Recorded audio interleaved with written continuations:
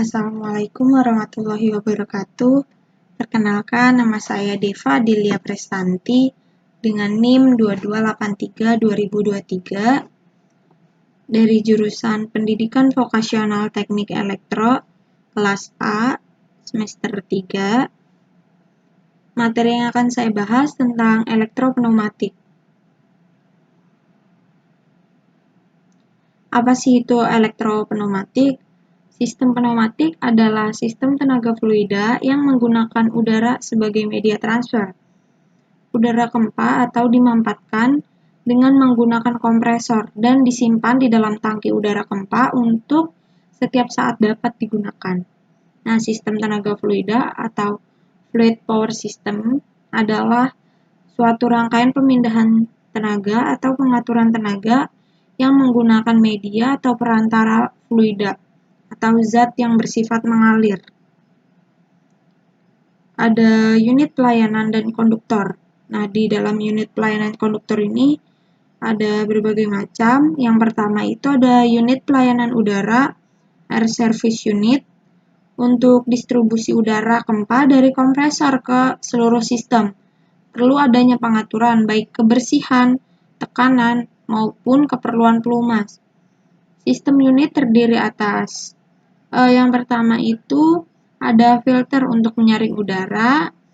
Yang kedua itu ada regulator atau pengatur tekanan udara yang akan digunakan untuk mengatur besar tekanan udara yang sesuai dengan kebutuhan sistem pneumatik. Nah, yang ketiga ini ada lubrikator atau untuk memberikan pelumas pada udara yang beroperasi berupa kabut oil. Nah, yang kedua ini ada konduktor dan konektor.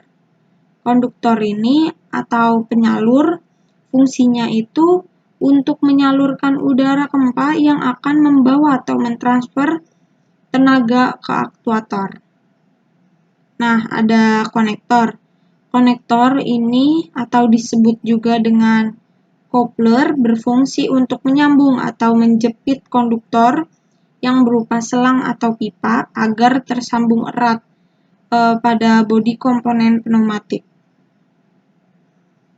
Nah, ada penerapan sistem pneumatik di industri itu tujuannya ada penerapan sistem pneumatik di industri itu untuk yang pertama sebagai media kerja atau working medium. Ini berbentuk penyimpanan tenaga berupa udara kempa. Kemudian dengan tenaga yang tersimpan tersebut, orang dapat melakukan pekerjaan. Nah, yang kedua ini ada otomatisasi atau automation.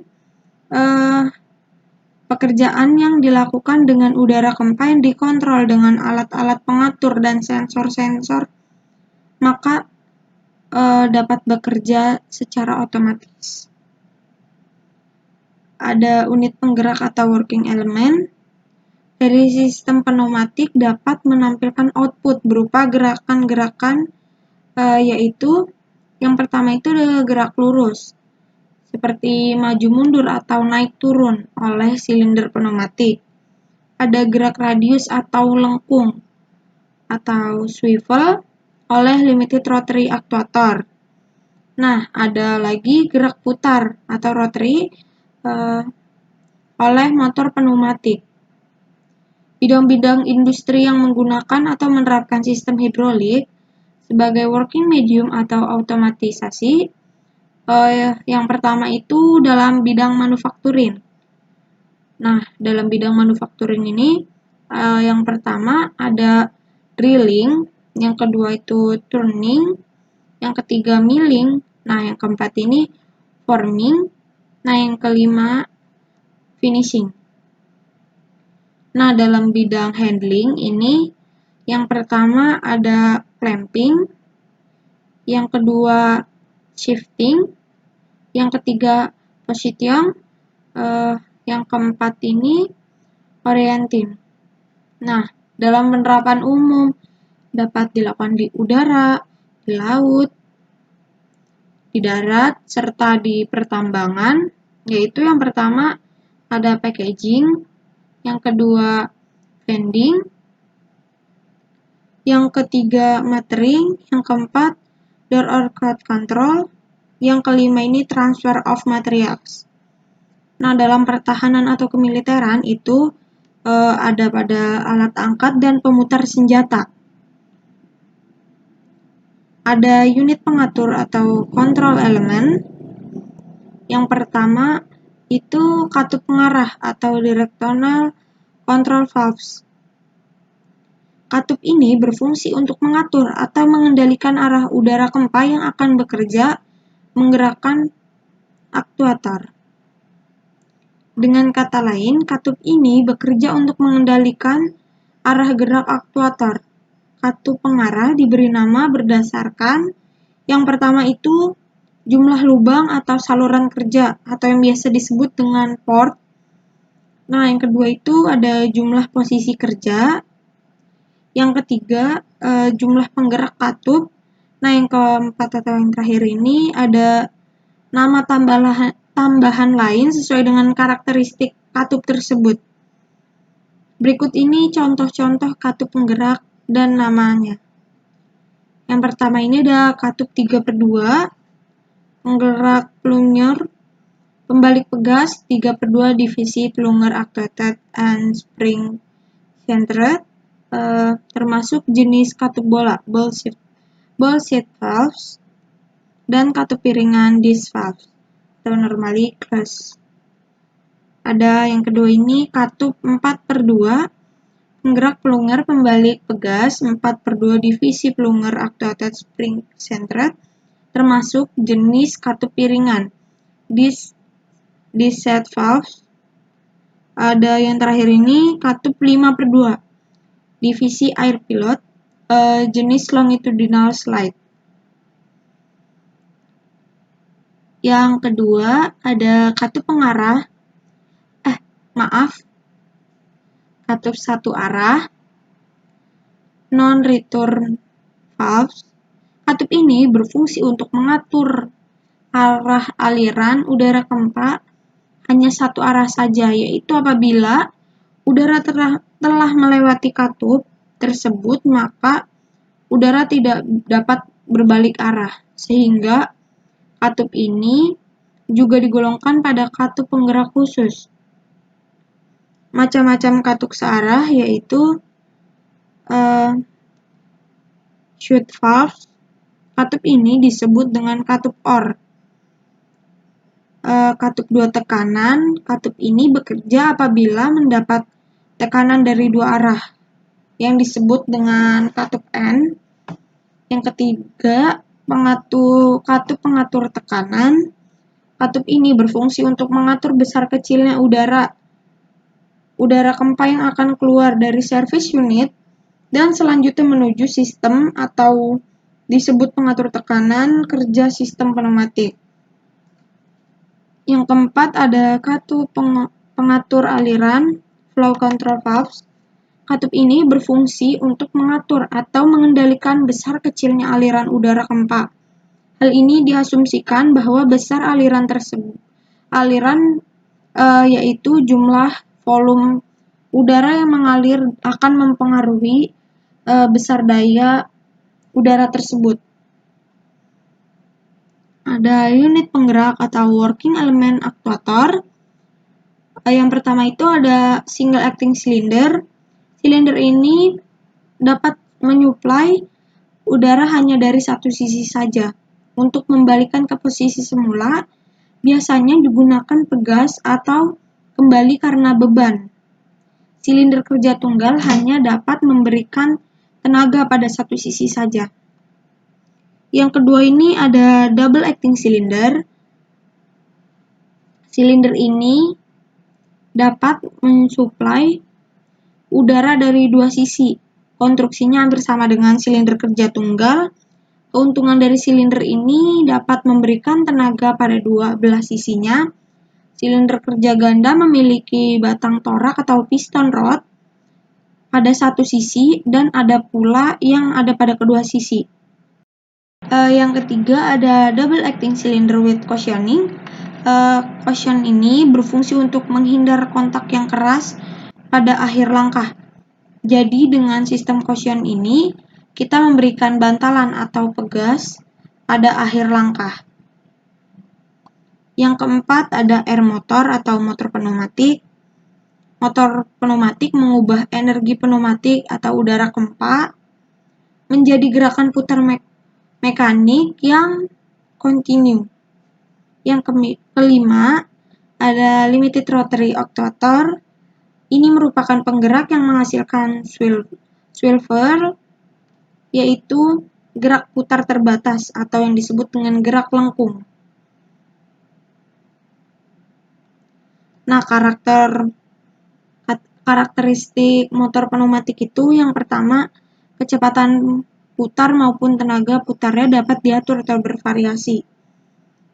Jadi, maksudnya ini saat si silindernya itu ingin maju atau mundur atau naik atau turun itu dapat diatur kecepatan ingin maju atau mundurnya, si tekanan anginnya dapat diatur mau cepat atau lambat pergerakannya.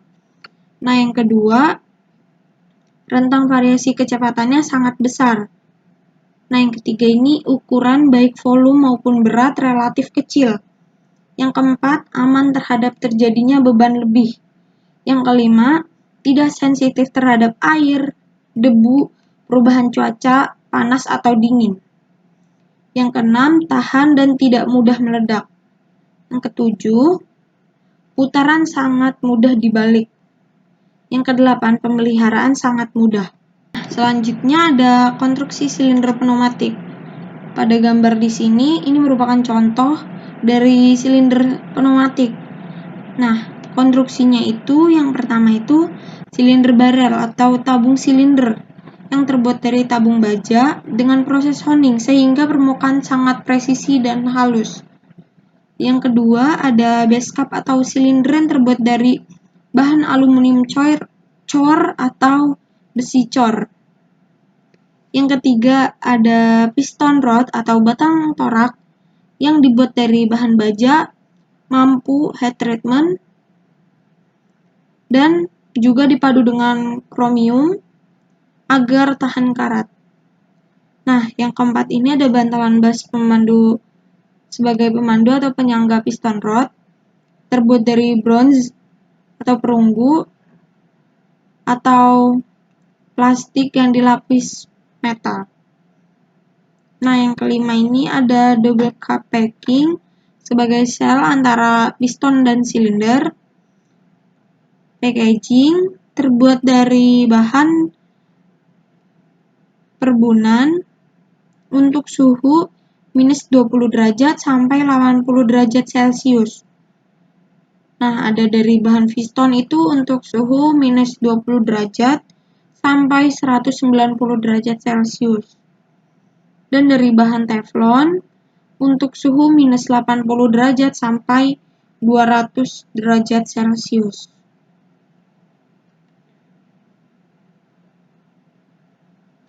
Nah, cara kerja sistem pneumatik itu apabila kompresor diaktifkan dengan cara menghidupkan gerak mula adalah motor listrik. Udara akan disedot oleh kompresor kemudian ditekan dalam tangki udara sehingga mencapai tekanan beberapa bar. Untuk menyalurkan udara kempa ke beberapa sistem diperlukan unit pelayanan yang terdiri dari penyaring atau filter, pengatur tekanan atau regulator, dan pelumas lubrikator. Bagi yang memerlukan, service unit ini diperlukan karena udara kempa yang diperlukan dalam sirkuit pneumatik harus benar-benar bersih. Tekanan operasional pada umumnya hanyalah sekitar 6 bar dan ada beberapa sistem pneumatik yang memerlukan pelumasan. Selanjutnya, udara kempa disalurkan dengan membuka katup pada service unit, kemudian menekan tombol pneumatis atau katup pengarah, sehingga udara kempa masuk ke dalam tabung pneumatik atau silinder pneumatik kerja tunggal, dan akhirnya piston bergerak maju. Untuk mengembalikan piston bergerak mundur, maka pada tombol dilepas sehingga udara akan kembali ke katup pneumatik dan dibuang ke udara luar. Nah, contohnya ini seperti gambar yang ada di sini. Ini contoh urutan kerjanya.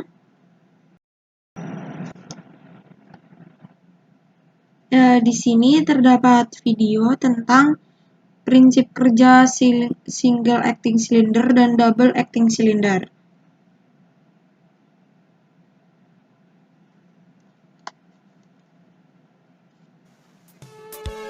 In this video, we will try to understand how the simple pneumatic circuit works.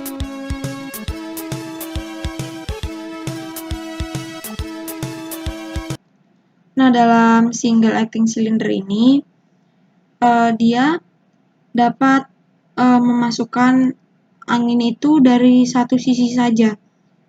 Jadi, masuk angin di sini dapat mendorong si silinder untuk maju. Dan jika tidak ada tekanan angin di sini, maka karena di dalam single acting cylinder ini terdapat pair, maka jika tidak ada tekanan angin di sini, pair akan mengembalikan posisi semula silinder itu untuk mundur.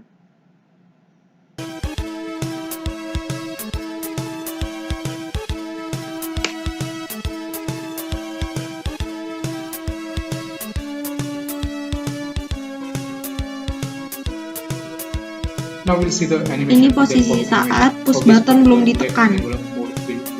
So when the push button is operated, we'll be in the left envelope mode. So as you can see over here, now the air from compressor, high pressure air from the compressor, it will enter into FRA unit from this to port P, from port P to port 1, and then from port 1 to port 2, and then that air pressure will act on this particular piston and it will move forward, compressing the spring which is there. This port R is. Nah, di sini nih ada kompresor. Kompresor ini akan mengalir ke regulator atau untuk yang mengatur tekanan udara yang diperlukan dalam single acting cylinder ini. Nah, jika push button ditekan, maka katup akan mengalir dari regulator ke yang satu ini, lalu ke dua pada single acting cylinder ini dan membuat si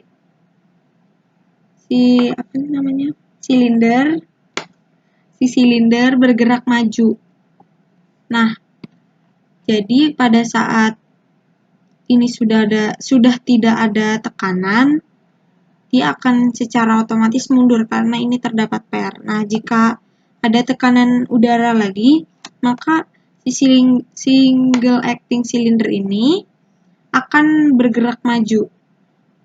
Nah, regulator ini berfungsi untuk mengatur kecepatan majunya si silinder ini. Jika tekanan yang diberikan tinggi, maka pergerakan majunya akan semakin cepat juga. So in this way, we are having the working of single acting cylinder. So as the air is admitted only on the one side of the piston, therefore it is known as single acting cylinder. In this video, we will try to understand how the simple pneumatic circuit works.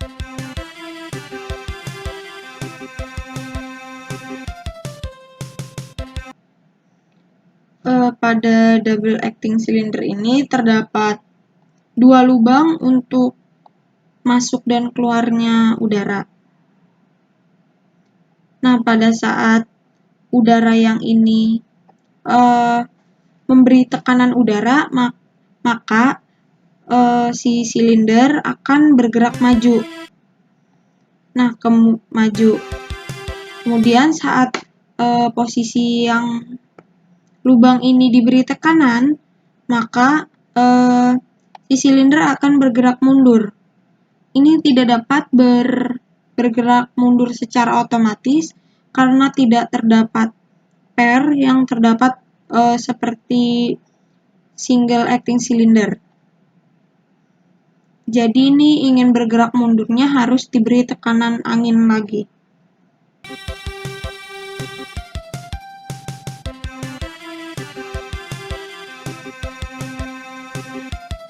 This particular push button.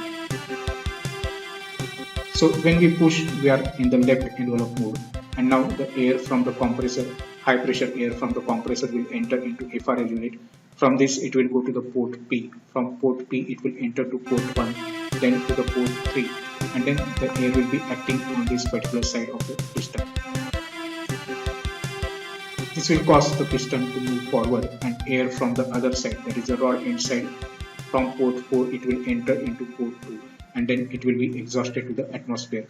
So in this way the working of double acting cylinder is there. Now as the air is admitted. Nah, pada saat ini dari air kompresor ke regulator atau pengatur tekanan udara, kemudian saat push button ditekan, maka ini akan menggerakkan si silinder double acting ini bergerak maju. Kemudian jika ingin memundurkannya, maka harus memberi tekanan pada nomor 4 ini, maka akan mundur si silindernya. Thank you very much for watching.